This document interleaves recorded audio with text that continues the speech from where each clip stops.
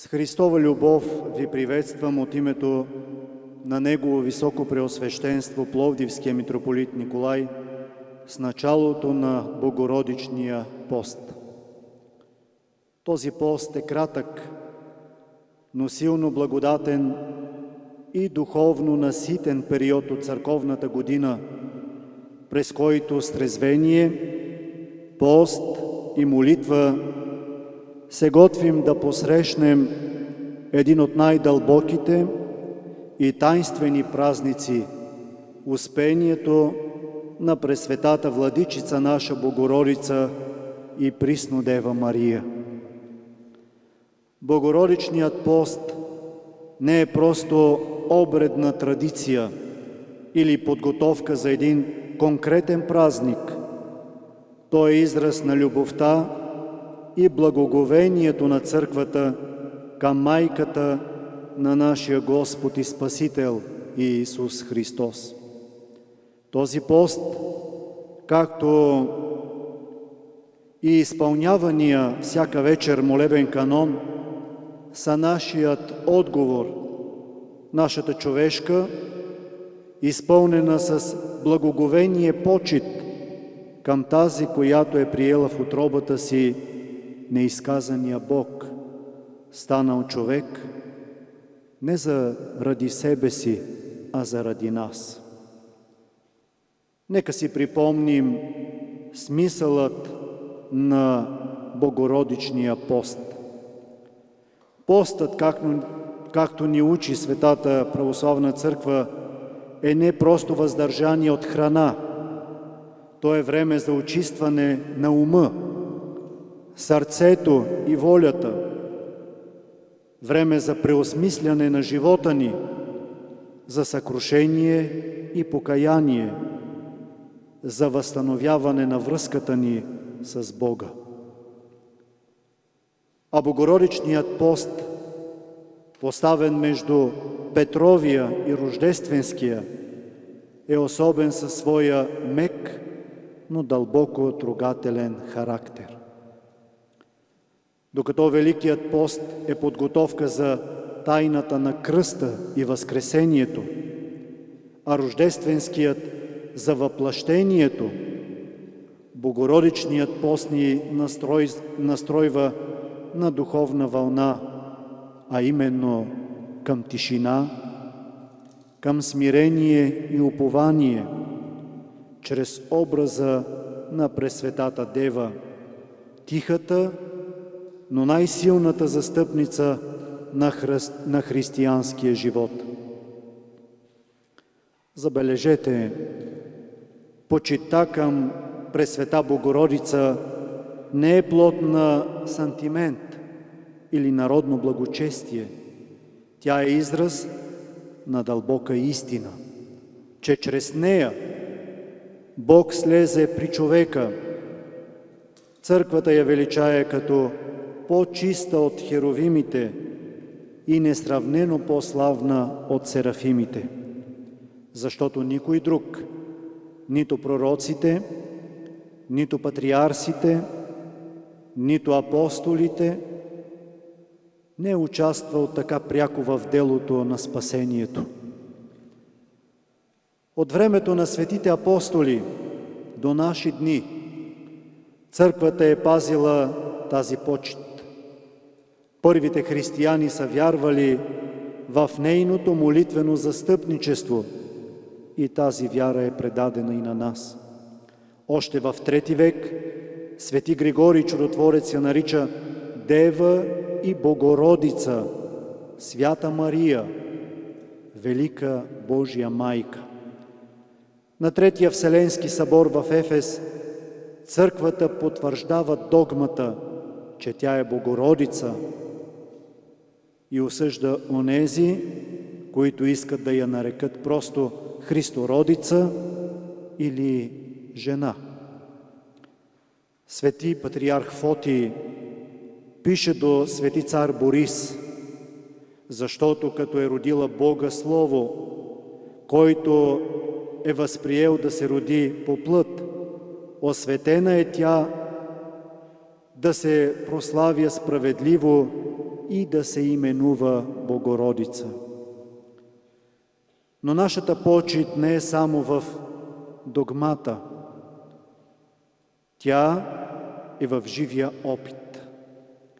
Колко поколения са се обръщали към нея с молитва, колко монаси, вдовици, майки, деца, колко страдащи са намирали утеха под нейния покров. Затова и песнописецът казва: не посрамвай нас, които на Тебе се надяваме. Пропити от тази истинска почит, ние днес се вглеждаме в добродетелите на Пресвета Богородица, която е пример за съвременния християнин, за всеки един от нас. И този пример, тези добродетели виждаме във всеки един свещен образ на Пресветата Дева. Света Богородица ни говори не чрез проповеди, а чрез самия си живот, който е тих, който е скромен, но напълно отдаден на Божията воля. В света, в който днес живеем, свят на себелюбие, гордост и много шум, нейният пример е по-нужен от всякога. Кой е този пример, който ни дава Света Богородица? Разбира се, на първо място това е нейното смирение. Тя не се възгордя. Тя не издигна себе си над другите поради това, че е станала майка на Бога, а се нарече просто рабинята Господня. Онова, което тя ни показва днес, е нейното, своето послушание. Тя не възрази на архангела, не възрази на Бога, а прие онова, което й бе съобщено с доверие, с признателност. Прословото е и нейното търпение. Тя преживя страданията на своя син, стоеше мълчаливо до кръста. Какво велико, какво безкрайно търпение! И разбира се, днес сме в храма Божий на молитва.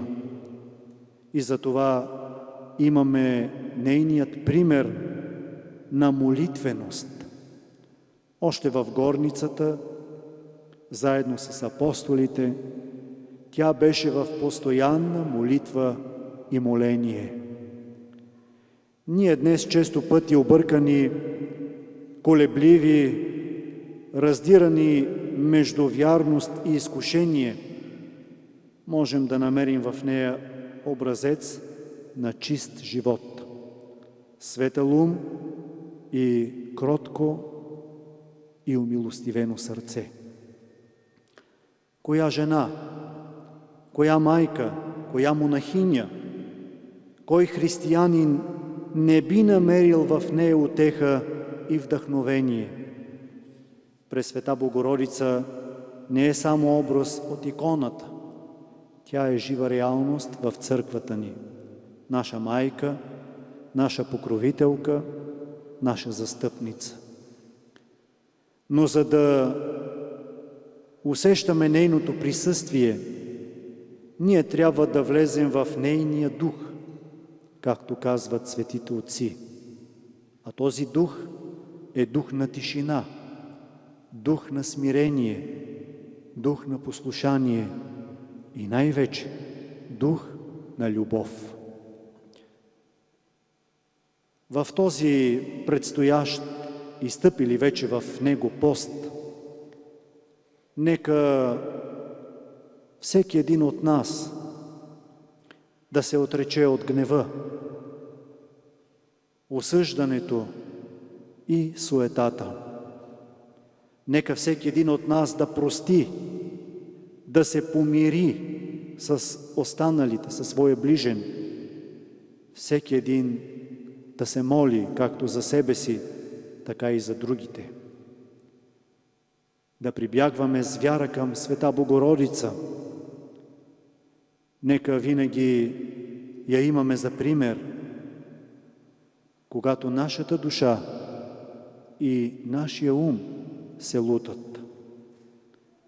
Както тя побърза да помогне на света Елисавета, както чухме от Светото Евангелие, като се притече на помощ нея, както се притече в помощ и в Кана Галилейска, както и днес чува молитвите на верните, така и ние можем да се доверим, че и в нашия живот, в нашите домове, в нашите болки, тя ще дойде със своя тих, но благодатен отговор.